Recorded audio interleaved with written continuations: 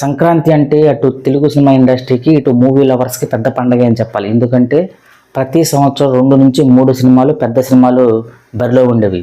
ఈసారి మాత్రం 7 సినిమాలు సంక్రాంతి బరిలో ఉన్నాయి. వాటిలో 5 తెలుగు స్ట్రైట్ సినిమాలు అయితే 2 డబ్బింగ్ సినిమాలు. అందులో మెగాస్టార్ చిరంజీవి నటించిన మనశంకర ప్రసాద్, అలాగే Rajasaab young rebel star, Raviteja భర్త మహాశైలకు విజ్ఞప్తి, అలాగే నవీన్ పోలిశెట్టి నటించిన అనగనగా ఒక రాజు, అలాగే శర్వానంద్ నటించిన నారీ నారీ నడుమ మురారి. ఈ 5 సినిమాలు కూడా భారీ బడ్జెట్ సినిమాలు, అలాగే స్ట్రైట్ సినిమాలు. అలాగే డబ్బింగ్ సినిమాలు 2.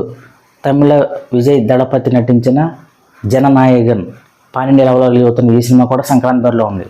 అలాగే శివకార్తికేయన్ నటించిన పరాశక్తి ఈ సినిమా కూడా డబ్బింగ్ సినిమానే. ఈ సినిమా కూడా సంక్రాంతి బరిలో ఉన్నాయి. జనవరి 9th నుంచి 14th వరకు ఆల్మోస్ట్ అన్ని సినిమాలు కూడా రిలీజ్ అవుతున్నాయి. వీటి బడ్జెట్ 1000 కోట్ల పైనే అని చెప్పాలి. ఇంత బడ్జెట్ ఇంత పెద్ద సినిమాలు సంక్రాంతి బరిలో ఉంటాయి అంటే ప్రేక్షకులు ఏ సినిమాని ఆదరించాలి, ఎంతమంది మూవీ లవర్స్ సినిమా కోసం టైం కేటాయిస్తారు, మనీ కేటాయిస్తారు అనేది పెద్ద క్వశ్చన్ మార్క్. ఇన్ని కోట్ల రూపాయల బడ్జెట్ తీసిన సినిమాలు సంక్రాంతి బరిలో ఉంటే ఏ సినిమా హిట్ అవుతుంది, ఏ సినిమా ఫ్లాప్ అవుతుంది, పెట్టిన డబ్బులైనా రికవరీ అయ్యే ఛాన్స్ ఉందా? 7 సినిమాల్లో 5 స్ట్రైట్ సినిమాలకు పెద్ద ఇంపార్టెంట్ ఇవ్వాలంటే వాటిలో 3 సినిమాలు మాత్రమే పెద్ద హీరో సినిమాలు. రాజాసాబ్, మెగాస్టార్ చిరంజీవి నటించిన మనశంకర ప్రసాద్, రవితేజ నటించిన భర్త మహాశైలు. ఈ 3 సినిమాలు కొద్ది పెద్ద సినిమాలు కాబట్టి వీటిని చూసే అవకాశం ఉంది. మిగిలిన 2 సినిమాల పరిస్థితి ఏంటి, అలాగే డబ్బింగ్ సినిమాల పరిస్థితి ఏంటి?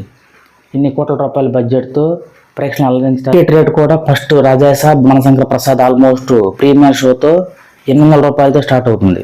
అలాగే ఆ నెక్స్ట్ డే నుంచి సింగిల్ థియేటర్లో కొంచెం రేట్ పెంచుతూ 10 వరకు అనుమతి ఇచ్చారు. అంటే ఇలాగే పెద్ద హీరో సినిమాలకి రేటు పెంచి ప్రీమియర్ షోకి అవకాశం ఇచ్చిన ఇన్ని కోట్ల రూపాయలు రికవరీ అవకాశం ఉంది. మెగాస్టార్ చిరంజీవి నటించిన సినిమా 500 కోట్ల రూపాయలు కలెక్ట్ చేయాలి.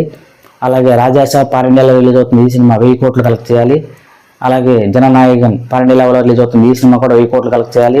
మిగిలిన అన్ని సినిమాలు కూడా 50 కోట్ల పైన కలెక్ట్ చేయాల్సిన అవసరం ఉంది. ఇన్ని కోట్ల రూపాయలు ప్రేక్షకుల మీద రుద్ది టికెట్ల రూపంలో బాధుడే బాధుడు. మరి ఇన్ని సినిమాలని ప్రేక్షకులు ఆదరిస్తారు, ఏ సినిమా లాభాల్లోకి వస్తుంది, ఏ సినిమా హిట్ టాక్ సొంతం చేసుకుంటుంది అనేది డిసైడ్ చేయాల్సింది. ఏదేమైనా సంక్రాంతి బరిలో వస్తున్న ఏ సినిమాలన్నీ ప్రేక్షకులు ఆదరించాలని, ప్రతి సినిమా హిట్ టాక్ సొంతం చేసుకుని లాభాల్లోకి రావాలని మనస్ఫూర్తి కోరుకుంటున్నాను.